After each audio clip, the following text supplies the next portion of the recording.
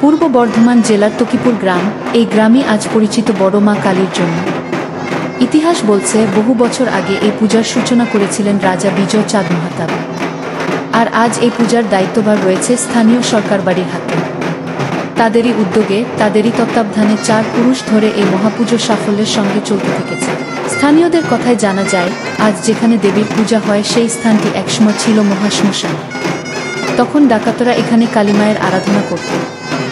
দীর্ঘদিন দেবীর মূর্তি অবহেলিত অবস্থায় পড়ে থাকলেও একসময় স্বপ্নাদেশ পান তৎকালীন রাজা বিজয় চাঁদ মাহাতাব। স্বপ্নাদেশ পাওয়ার পর তিনি জাঁকজমকপূর্ণভাবে আয়োজন করেন। শতাধিক ঘোড়া, হাতি, ঢাকঢোল আর অসংখ্য মানুষের সমাগমে শুরু হয় মহাসমারোহে কালী পূজা। সেই থেকেই তকিপুরের কালীমায়ের মাহাত্ম্য ছড়িয়ে পড়ে বিভিন্ন গ্রামে। রাজা জানতেন একসময় ডাকাতরা এখানে কালী পূজা করত, কিন্তু কোনো অজ্ঞাত কারণে পূজার রক্ষণাবেক্ষণ বন্ধ হয়ে গিয়েছিল। পরে রাজা নিজে উদ্যোগ নিয়ে পূজার দায়িত্ব স্থানীয় সরকার বাড়ির হাতে তুলে দেন। সরকার বাড়ির সদস্যরা জানান, 5 শতাব্দীর পুরনো এই কালীমায়ের ঐতিহ্য আজও তারা সমানভাবেই বজায় রেখে চলেছে। এখানে আজও রয়েছে বেগার প্রথা। মাত্র 1 টাকার বিনিময়ে গ্রামের শতাধিক মানুষ একসঙ্গে মিলে তৈরি করেন বড় মার বিশাল প্রতিমা। আগে এখানে নরবলি দেওয়ার প্রথা ছিল বলে লোকের মুখে শোনা যায়। যদিও সেই প্রথা এখন উঠে গেলেও আজও বলি দেওয়া হয় মহিষ ও ছাগল। 7 দিনব্যাপী চলে এই মহাপুজো, আর প্রতিটি দিনই ভরে ওঠে ভক্তের ভিড়। বড় মায়ের বিসর্জনকে ঘিরে তকিপুর গ্রাম রীতিমতো উৎসবের রঙে রঙিন হয়ে ওঠে। নিরঞ্জনের দিন 8টার সময় মাকে মন্দির প্রাঙ্গণ থেকে বের করা হয়। তারপর বিশাল দড়ি দিয়ে কয়েকশো মানুষ টেনে নিয়ে যান মাকে সাইরে দিঘির ঘাট পর্যন্ত। ধাপে ধাপে এগো মায়ের বিরাট প্রতিমা। বিরাট আকৃতির প্রতিমা বিসর্জন দেখতে সেই দিন হাজার হাজার মানুষের ভিড় নামে তকিপুর। দূর দূরান্ত থেকে মানুষ ছুটে আসেন বড় মা কালীর এই অনন্য বিসর্জন অনুষ্ঠান দেখতে। ভক্তদের বিশ্বাস, মায়ের দর্শন এবং বিসর্জন মুহূর্তের সাক্ষী হওয়া মানেই জীবনের বড় আশীর্বাদ পাওয়া। এইভাবেই প্রাচীন ঐতিহ্য, রাজবংশের ইতিহাস, স্থানীয় মানুষের পরিশ্রম এবং ভক্তির মিলনে আজও অটুট রয়েছে তকিপুরের বড় মা কালী পুজো।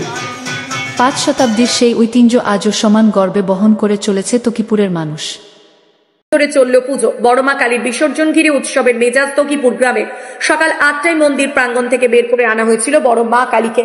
এরপর ধাপে ধাপে নিয়ে যাওয়া হয় ঘাটে। দড়ি টেনে কয়েকশো মানুষ বড় মাকে নিয়ে যান ঘাটে। সেখানে বিসর্জন হয় বড় মায়ের। বিসর্জনের পর প্রতিমার কাঠামো নিয়ে যাওয়া হয় মন্দিরে। বড় মায়ের এই বিসর্জন ঘিরে প্রতি বছরই উৎসুক হয়ে থাকেন তকিপুর গ্রাম সহ আশপাশের গ্রামের মানুষজন।